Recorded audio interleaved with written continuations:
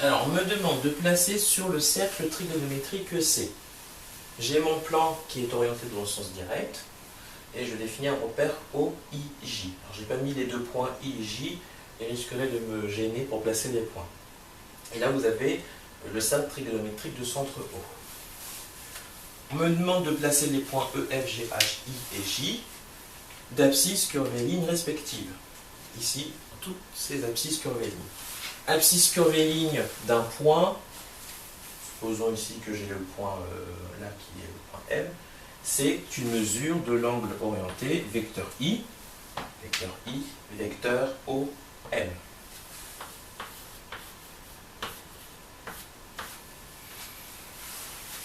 Alors dans un premier temps, on se rappelle où se trouvent les angles de base. C'est d'ailleurs avec eux qu'on pourra placer les différents points dont on donne ici les abscisses curviligne.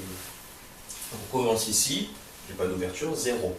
Ensuite pi sur 6, pi sur 4, pi sur 3 et enfin pi sur 2. Alors pour placer de manière précise pi sur 4, je m'intéresse à la bisectrice de cet angle. Bisectrice de cet angle qui coupe ce quart de cercle en ce point. Pour placer de manière pi sur 6, je prends la moitié de ce segment, je trace la parallèle à cette droite qui passe par ce point. Là aussi, ça va couper mon quart de cercle en ce point-là. Pareil pour pi sur 3, cette fois-ci, je prends le milieu de ce segment, je trace la parallèle à cette droite qui passe par ce milieu, ça va couper mon quart de cercle en ce point-là. Puis ici, j'ai pi sur 2. Alors, on va placer maintenant le point E, qui est d'abscisse curviligne, moins pi sur 3. Déjà, on essaye de reconnaître un angle de base. Dans moins pi sur 3, j'ai du pi sur 3. Donc je sais que je vais partir de pi sur 3.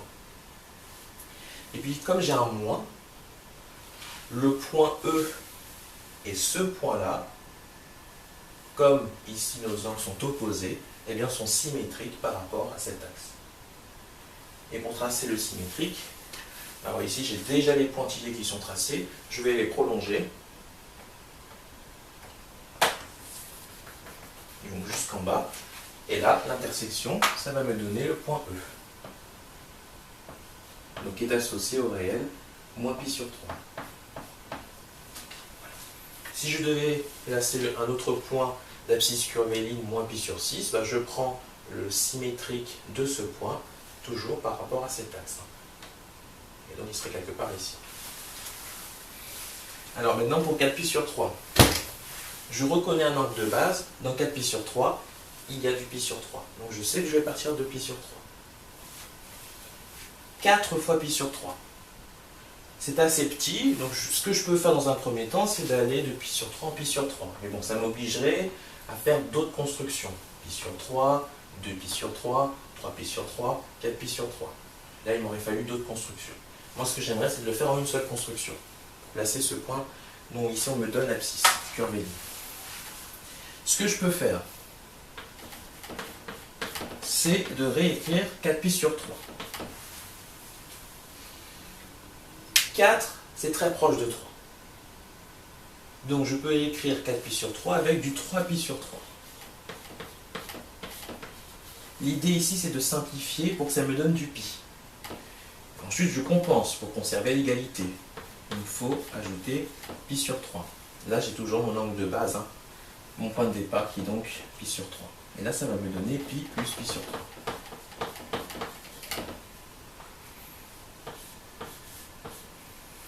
Ajouter pi, ça revient à faire un demi-tour. Ajouter moins pi, c'est aussi faire un demi-tour, mais dans l'autre sens. J'ajoute pi, je fais un demi-tour.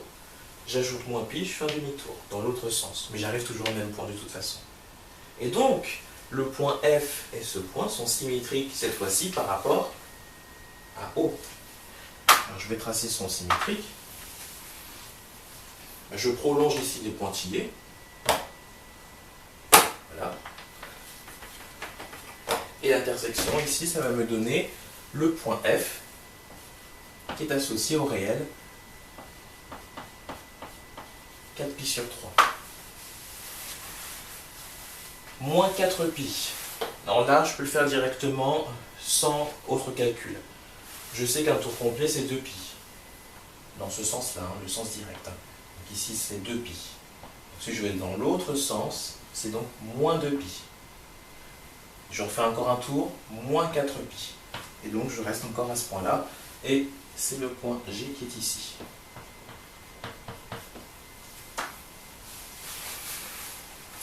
Pour moins 5pi sur 6, je reconnais un angle de base, pi sur 6. C'est mon point de départ. Ensuite, j'ai moins 5pi sur 6. Là aussi, je vais faire comme pour 4pi sur 3. Je vais transformer moins 5pi sur 6. 5, c'est très proche de 6, donc je vais inclure du 6 dedans. Je n'oublie pas le moins par contre. Moins 6pi sur 6. Et il me faut compenser. Il faut ajouter pi sur 6. Voilà. Et de toute façon, il fallait bien que j'ai du pi sur 6, hein, parce que c'était mon point de départ. Donc je sais que je vais partir de là. Moins 6pi sur 6, l'idée c'est de simplifier pour que ça me donne que soit moins pi, soit pi.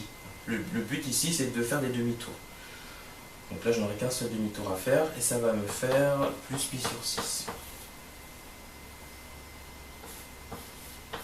Voilà, je fais un demi-tour. De toute façon peu importe le sens, j'arriverai au même point. Donc là je fais un demi-tour dans le sens contraire, dans le sens des aiguilles d'une montre. C'est donc le symétrique de ce point par rapport au point O. Donc là, je prolonge le pointillé et l'intersection ici, ça va me donner le point H associé au réel moins 5pi sur 6.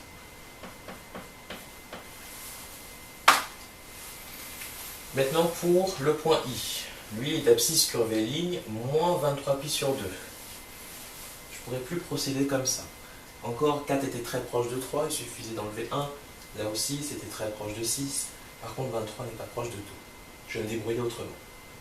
Je reconnais quand même un angle de base qui est du pi sur 2. Qui est ici, pi sur 2. Ce que je vais faire, comme dans les exercices précédents, c'est de déterminer la mesure principale de moins 23pi sur 2.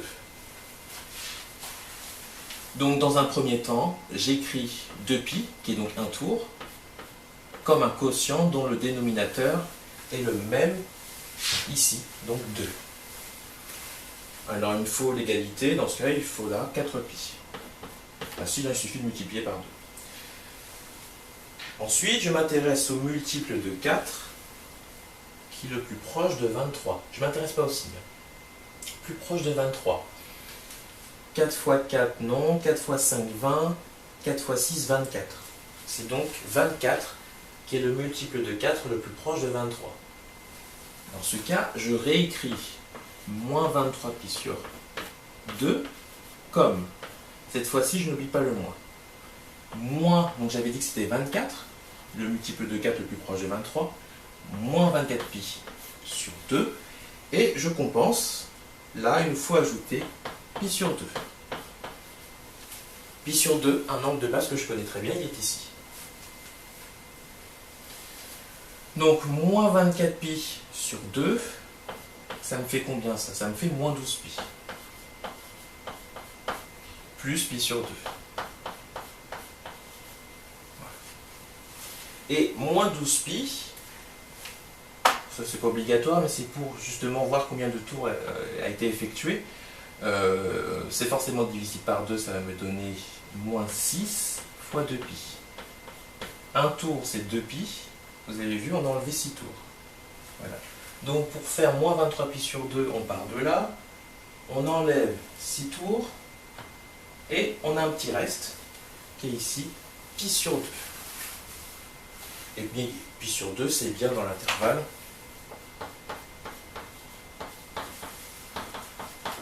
Moins pi, pi. Voilà. Donc ça revient à placer le point qui est associé au réel pi sur 2. C'est la mesure principale de cet angle-là. Bah, pi sur 2, on l'a tout de suite, hein. C'est ici. Et ça, c'est le point qui est associé. Voilà. Une belle pi sur 2. On va faire la même chose pour le point J. 39, c'est vraiment pas proche de 4. Là aussi, je ne peux pas aussi simplifier. Je vais donc déterminer la mesure principale de cet angle.